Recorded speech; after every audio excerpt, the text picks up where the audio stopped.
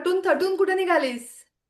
Hello चित्रे. अगं आमच्या कम्युनिटीचं एक वुमेन्स क्लब आहे. त्याची बुक मीटिंग आहे, तर आम्ही पुस्तक वाचणार आणि मग त्याच्यावरती चर्चा करणार आहोत त्या पुस्तकावरती. तुझा एकदा अमेरिकन मूवी मधला शॉट चाललाय का सध्या? आम्ही इथे काम करतोय आणि तू मस्तपैकी बुक क्लब वगैरे जॉईन कर. हो ना. अगं पण बरेच वर्ष मी वर्किंग वुमन होते. आणि द फनी पार्ट इज की तेव्हा मला वाटायचं की हे खूप आहे, म्हणजे हे खूप स्ट्रेसफुल आहे आणि असं मीटिंग्स आणि प्रोजेक्ट्स आणि प्रोजेक्ट डेडलाईन्स असं खूप मला स्ट्रेसफुल वाटायचं. आणि तेव्हा मी असं ठरवलं की मला एवढा स्ट्रेस घेऊन नाही, म्हणजे हे करायचंय. I have worked enough. मी खूप वर्ष काम केलं. नंतर I wanted to take a break. आणि मला वाटलं की स्ट्रेस आता माझा कमी होईल, मी सोडेन आणि सगळं एव्हरीथिंग विल बी एकदम जॉली गुड फेलो. पण नाही झालं तसं. आणि मला कळलं असं की ऍक्च्युअल स्ट्रेस मुलांना वाढवणं हे जास्त स्ट्रेसफुल होतं. हे सगळं कशावरनं निघालं मी रे? इन्स्टावर हल्ली जो काय सध्या ट्रेंड नव्याने सुरू झालाय की 1940च्या बायका आता परत नवीन कपड्यांमध्ये 2026 मध्ये, म्हणजे त्या घरी बसणार आहेत, त्या कुकिंग करणार आहेत, त्या नवऱ्या याच्या वेळेला बसणार आहेत आनंदी चेहऱ्यानी आणि असं त्या घराचा सांभाळ करणार आहेत, मुलांचा अभ्यास घेणार आहेत. आणि तर असा एक प्लॅन आहे, तयार होतोय, की ज्यांना एवढी फरफट नकोय दोघांची, नवरा बायकोंची आणि पर्यायाने मुलांची, तर त्याचं उत्तर म्हणून त्यांना असं वाटतं की बाईनी घरी बसलं किंवा आय गेस पुरुषांनी, तर इट बॅलन्सेस आउट असं. आणि तुला सरप्राइझिंग वाटेल की युएस मध्ये लोक नेहमी म्हणतात की युएस खूप पुढारलेला आहे बायकांच्या ह्याच्या विषयी तरी, की there is lot of freedom आणि फेमिनिझम खूप आहे युएस मध्ये वगैरे. पण तू जर बघितलंस, तेव्हा जेव्हा 1940s मध्येच I think they used to have flyers आणि मासिकामध्ये लेख यायचे सेईंग की how to be a perfect wife. त्याच्यामध्ये हे सगळं होतं आणि actually line by line describing how to be a perfect wife.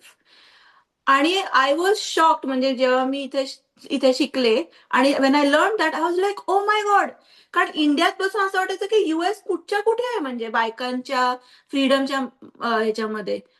कुठल्याही काळात अजून कितीही वर्ष लोटली तरी बहुतेक घराचं काहीतरी, घरपण जपायला बाईच पाहिजे वगैरे, बाईचा हात फिरला पाहिजे वगैरे, असं जे काय ग्लोरिफिकेशन एंडलेसली आपण करत असतो आणि we get trapped into it.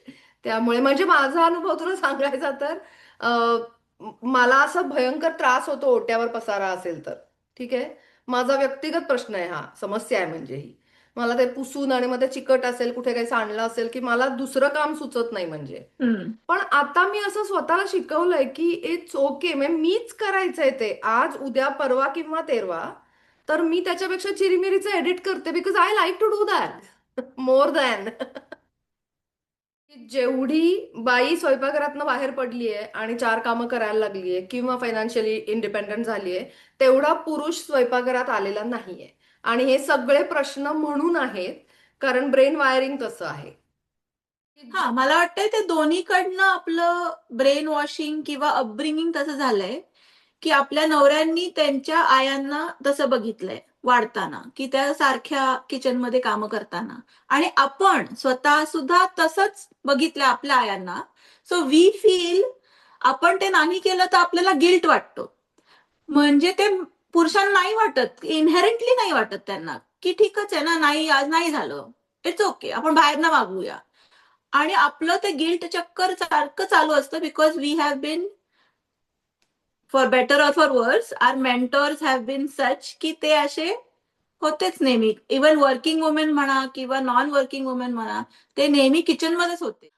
किंवा असं पण आहेच आहे ना की म्हणजे मी पटापटा खूप बाहेरची कामं करते, ऑफिसला जाते, मग मी येता येता ग्रोसरी घेऊन येते आणि मग मी पटापटा पदर खोचून स्वयंपाकाला लागते आणि मग मी सुपरवुमन आहे. आणि मग मग नवरा पण म्हणतो की आय एम सो लकी. म्हणजे मला काय ह्यातलं एकही वाक्य मला झेपत नाही दोन्ही साईडनी. म्हणजे काय म्हणजे. तू जे म्हणालीस की किचनमध्ये बाई जितकी बाहेर निघाली तितका पुरुष आत गेला नाहीये, तर फर्स्ट टाइम मी जेव्हा पिकल बॉल खेळायला गेले, तर ज्यांना माहित नसेल, पिकल बॉल एक रॅकेट स्पोर्ट आहे आणि त्याच्यामध्ये एक समोरचा एक असा 3 फुटाचा पट्टा असतो. त्याला आपण किचन म्हणतो. आणि आम्ही जेव्हा खेळायला सुरुवात केली, तेव्हा इट वॉज की त्या किचन मध्ये जायचं नसतं आपण खेळताना. म्हणजे आपण त्याच्या अलीकडेच खेळायचं असतं आणि त्याच्यात ठराविक वेळेलाच फक्त जाऊ शकतो. हा रूल म्हणजे बाकी सगळे रूल विसरले बायका. पण हा एक रूल इतका त्यांनी बांधून घेतलाय, की आता जेव्हा जायचं असतं, काही वेळा असतात जेव्हा यू कॅन गो इन, तो बॉल बाउन्स झाला की यू कॅन गो इन वगैरे, तेव्हाही जात नाहीत बायका. किचन मध्ये जायचं नाही, किचन मध्ये जायचं नाही.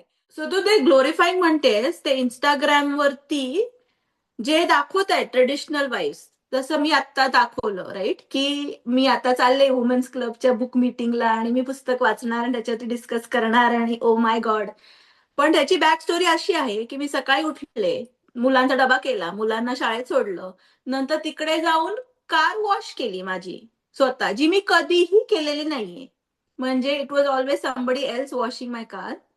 पण आता वेळ आहे, त्यामुळे मग ठीक आहे ना, आता थोडा वेळ घालून कार वॉश करून टाकूया. मग तिथे जाऊन ते व्हॅक्युम केलं, सगळं पुसली बिसली राईट गाडी, आणि मग घरी आल्यावरती I am going taking some time out for my self.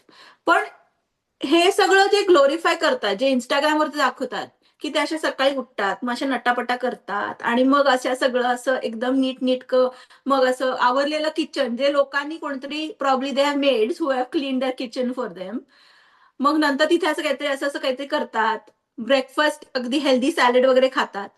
So all of this I think is for show first of all, or these are people who can afford a very good lifestyle. म्हणजे कसं की single working woman असेल किंवा कोणतरी एक असा normal job करतोय, शक्य नाही होत फायनान्शियली आत्ताच्या जगामध्ये to have somebody sitting at home and doing the house work only, आणि doing the financially not contributing is not financially possible for a lot of people. So personality differences असतात. कारण माझी कझिन आहे, so she has opted to home school her kids, आणि असे बरेच लोक आहेत आजकाल, तेही ट्रेंड सुरू झाले की होम स्कूलिंग युअर किड्स. आणि तिची पर्सनॅलिटी अशी आहे की ती एकदम शांत, आणि शी हॅज 3 बॉईज, त्यामुळे त्या 3 बॉईजना ती होम स्कूल करते, आणि all toddlers, sort of toddlers आणि बेबी त्या फेज वाव. मध्ये. पण आय वॉज अमेज्ड आणि impress that she took that on upon her self, पण she felt that was the right decision for her family. So work करताना कसं एक साधारण एक अंडरस्टँडिंग असतं थोडंसं, की मग नवरा पण अपॉइंटमेंट, डॉक्टर अपॉइंटमेंटला घेऊन जातो किंवा असं जमेल तसं काइंड ऑफ टॅग टीमिंग करतो राईट आपण. अचानक मी जॉब सोडल्यावरती it was all on me, आणि असं खूप स्ट्रेसफुल झालं मला, म्हणजे अजूनही होतं. ह्याच्यातलं एक असा फनी इन्सिडेंट असा आहे की लहानपणी जेव्हा जस्ट बाळ झालं होता, तेव्हा असं आम्ही पहिले 2 आठवडे खूप स्ट्रेस्ड होतो, आणि दोघंही होतो स्ट्रेस, की आणि कशावरती स्ट्रेस्ड होतं, आणि I am sorry this is TMI, but त्या बाळाचं शूच होत नव्हती असं आम्हाला वाटत होतं. कारण ते डायपर, इथे विशिष्ट डायपर मिळतात, जे ज्यांचं ते मधली एक स्ट्रिप असते ती ब्लू होते, म्हणजे कळतं की ते भरलंय डायपर, एकदम लहान बाळांचं म्हणते मी, ओके. आणि ते झालंच नव्हतं अगं, आठवडा झाला, आणि ओ माय गॉड, हे म्हणजे डायपर होतच नाही, व्हॉट इज रॉंग वगैरे असं झालं होतं मला. आणि because it was both of us, आणि थोडंसं डिस्ट्रॅक्टेड होतो आम्ही with work and everything, it was okay. मग आम्ही डॉक्टरकडे घेऊन गेलो की हे दिस इज रिअली रॉंग, म्हणजे आठवडाभर कसं काय, आणि पिते दूध व्यवस्थित चाललंय. तर तिथे डॉक्टरच्या टेबलावरती त्याला ठेवलं चेकअपसाठी, आणि फवारा.